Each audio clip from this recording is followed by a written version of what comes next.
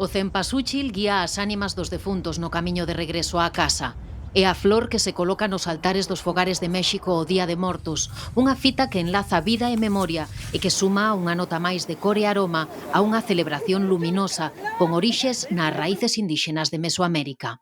Todavía ponemos altar, ponemos ofrenda y estamos pues desde el día 28 prendiendo una luz para todos nuestros seres queridos. Es parte de nuestra cultura, es parte de nuestra educación, entonces sigamos con ellas. En 2003, a UNESCO declarou a celebración mexicana Patrimonio Cultural Inmaterial da Humanidade.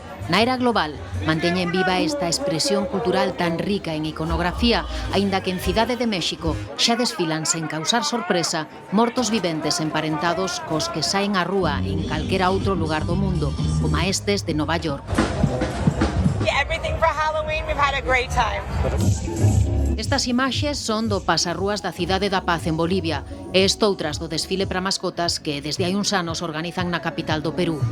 Os ritos e as tradicións propias de cada país aínda ocupan un lugar central na festividade de Todos os Santos e no Día de Defuntos, pero a popularización planetaria do Halloween é indiscutible e mesmo o gozan os osos do Parque Kosovar de Pristina e os elefantes do Zoo de Oregón.